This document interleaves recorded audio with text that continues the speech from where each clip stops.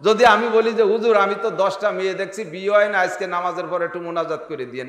হুজুর এবার নামাজের পরে জোরে জোরে মোনাজাত শুরু, আল্লাহ আল্লাহ আমাকে নানটুর বিয়ে হয় না, ওর বয়স 45 বছর, আল্লাহ তুমি ওর একটা বিয়ের ব্যবস্থা করে দাও। এই মোনাজাতের পরে নানটুর রাস্তায় গেলি ওর দিক মানুষের থুক মারবে না, মানুষও হাসবে না, এ নান্টু তোর বিয়ে হয় না।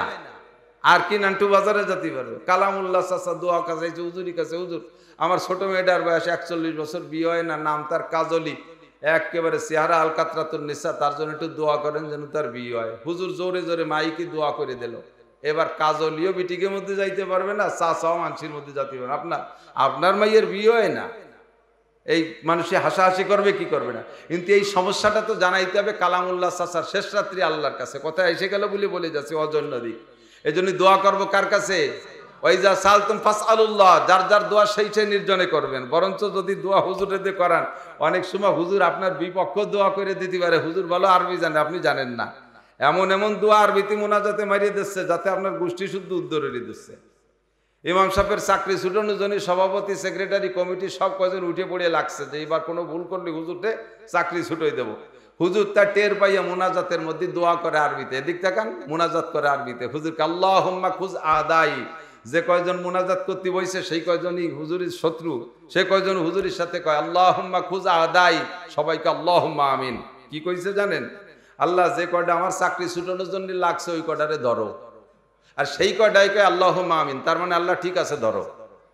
ইমাম সাহেবকে আল্লাহুম্মা জালজিল আকদামাহুম, আল্লাহ ওই কয়টার পায়ের নিচের মাটি সরাই দাও, সেই কয়জনই কি আল্লাহুম্মা আমিন।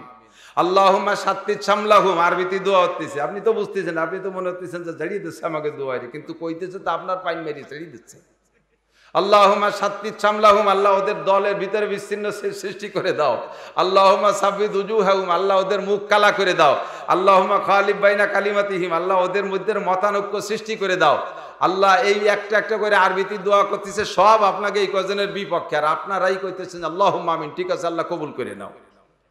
তাহলে এই মহা বিপদের দোয়া হুজুরে দিয়ে করাবো কে? যার যার দোয়া সেই করবো, হুজুরিটা হুজুর করুক, আমাকে আমরা করবো। ঠিক আছে না? বৃষ্টি চাইবো কার কাছে? পানি চাবো কার কাছে? রোদ চাইবো কার কাছে? টাকা পয়সা কার কাছে? সুখ শান্তি কার কাছে? একটু বলেন, সুখ শান্তি কার কাছে চাইবেন? শান্তির আশায় সকলে ঘুরি। আপনারা শান্তি চান কি চান না আমি জানি না, আমি কখনো অশান্তি চাই না, আমি কখনো অশান্তি চাই না। পরিষ্কার সহিহ হাদিস, বুখারী শরীফের হাদিসের মধ্যে আছে, বর্ণনাকারী সাহাবা বলেন নবী পাক সাল্লাল্লাহু আলাইহি সাল্লামের স্বভাব ছিল, হুজুর রুগী দেখার খুব স্বভাব ছিল, রুগী দেখা। যদি কাফের রুগীও হতো হুজুর দেখতে যাইতেন। ইয়াদাতে মরিজ, আরবিতে বলে ইয়াদাতে মরিজ, রুগী দেখা। এটা অত্যন্ত বড় একটা ইবাদত। হাদিসে আসছে, আপনি কোনো রুগী দেখার উদ্দেশ্যে ঘর থেকে বেরোইছেন, রুগীকে দেখে আবার বাসায় ফিরে আসছেন, প্রত্যেক কদমে কদমে আল্লাহ তাআলা আপনাকে নেকি দান করবেন। যে রাস্তাটুকু আপনি হাঁটলেন যেন আপনি জান্নাতের মধ্যে দিয়ে হাঁটলেন। এবং কোন রুগীকে দেখে তার পাশে বসে দোয়া করে আসলেন, যে রোগের জন্য দোয়া করছেন আল্লাহ পাক কমপক্ষে আপনাকে ওই রোগ দেবে না। পারা যাবে না এই দোয়া করা? কাফের মুশরিককেও যদি হুজুর জানতেন যে অমুক বাড়ি একটা কাফের অসুস্থ রুগী, হুজুর তাকে দেখতে যাইতেন।